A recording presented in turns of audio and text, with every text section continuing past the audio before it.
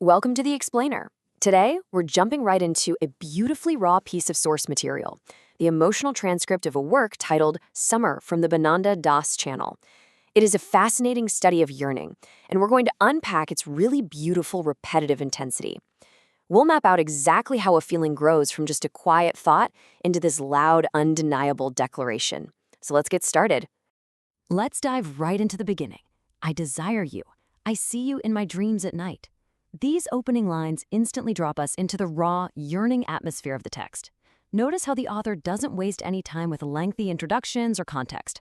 Boom, we are pulled immediately into a state of intense vulnerability. These words really set the stage for the entire emotional journey we're about to take. It establishes the baseline, a deep, almost inescapable longing that haunts the speaker after the sun goes down. Section 1. Dreams and Memories. The Internal World. Before love becomes an action in the real world, it almost always starts as a private thought. Notice how the speaker's mental state is completely split here. On one hand, we've got the unconscious mind, surrendering to sleep in nights and in dreams.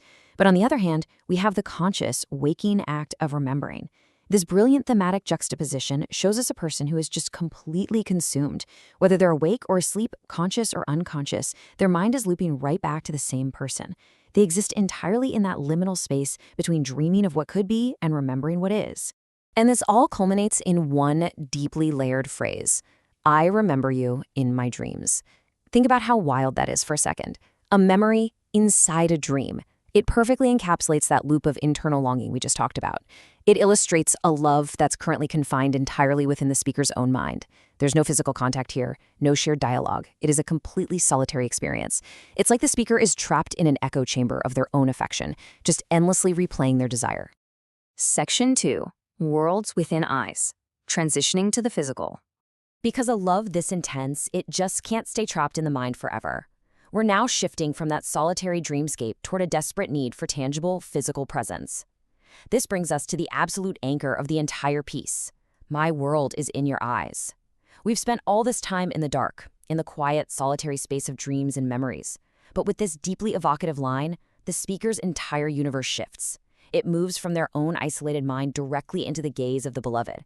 The beloved's eyes literally become the new landscape, the new reality. It marks the exact moment the speaker realizes that their internal world just isn't enough anymore. They need to exist in the real, physical presence of the person they desire.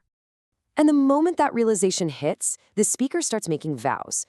First, the promise to love this body, which is a clear, undeniable yearning for physical touch and presence. But look at how this is immediately paired with a second promise, to stay in your heart. This is such a profound duality. The speaker doesn't just want a superficial connection. They yearn to completely occupy both the physical and emotional spaces of the person they love.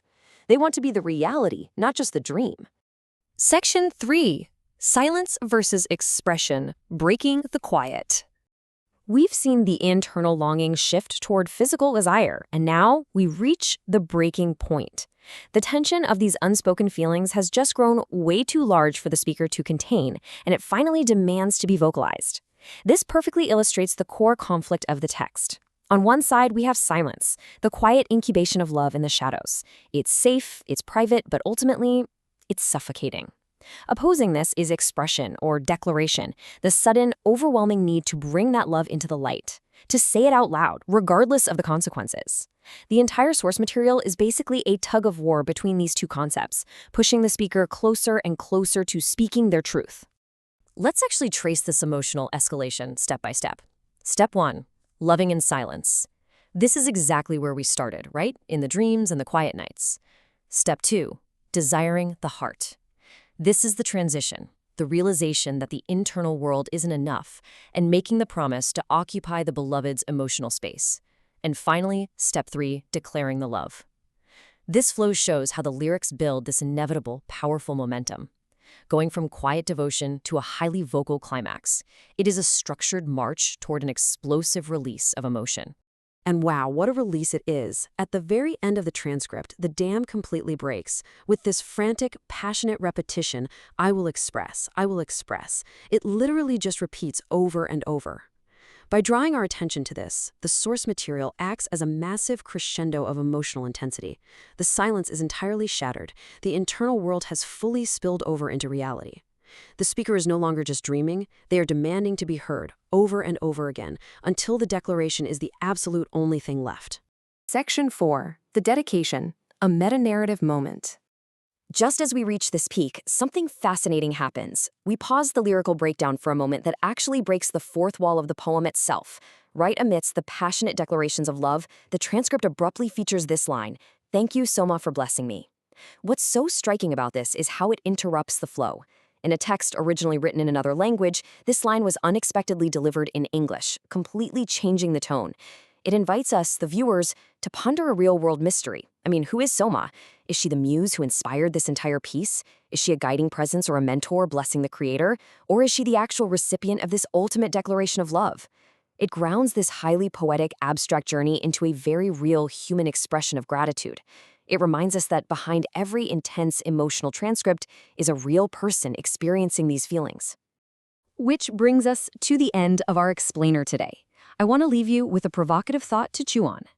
Does true love live deeper in the quiet silence of our dreams, where it is perfect and untouched, or in the loud, repeated expression of our reality, where it's vulnerable but real? Think about how the speaker transitioned from one to the other.